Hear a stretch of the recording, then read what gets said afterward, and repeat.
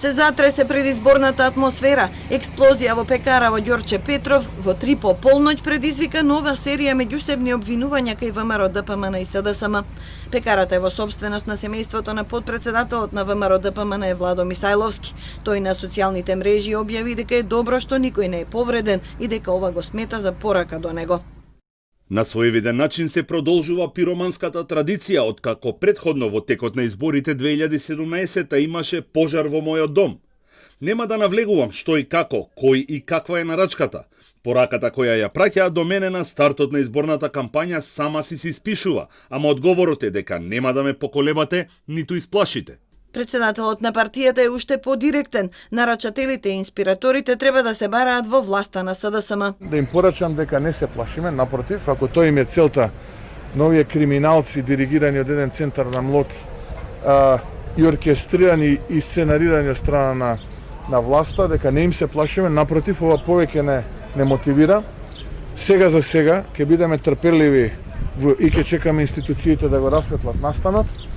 Но ако институциите не го расветлат настанот, јас им ветувам дека после 15 јули ќе ги стигне правдата. Ваквите обвинувања за СДСМ се лажни вести. Го осудија настанот и го повикаа МВР да го истражи и да го пронајде виновникот. Станува збор за лажни вести и го повикува Мицкоски да каже секако од каде му е таквата информација, дополнително, затоа што сме сигурни во тоа што го кажуваме, го повикуваме Министерството за внатрешни работи да го истражи случајот и да ја потврди лажната вест на Христијан Мицкоски.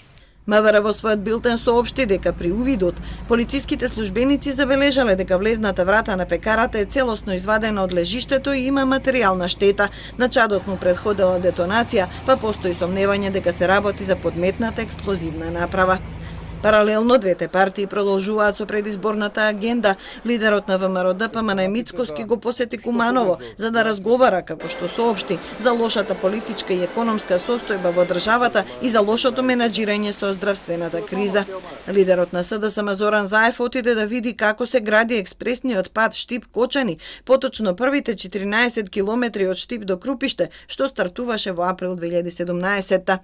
Дуи најави дека промотивната конвенција ќе ја држат во среда во Преспа на отворено, а ќе финишираат во Охрид. Се уште прават консултации кого да предложат за премиер. Господинот Ахмети остварува интензивни консултации со цивилното општество, со академската заедница, представници од диаспората, интелектуалци и аналитичари околу името на нашиот заеднички кандидат за првиот премиер албанец во земјата и затоа ги повикуваме сите албанци, но и другите да и се придружат на нашата иницијатива за деетнизација на последниот столб на отпорот и моноетничката супремација. Официјално кампањата почнува на 24 јуни, а завршува на 12 јули.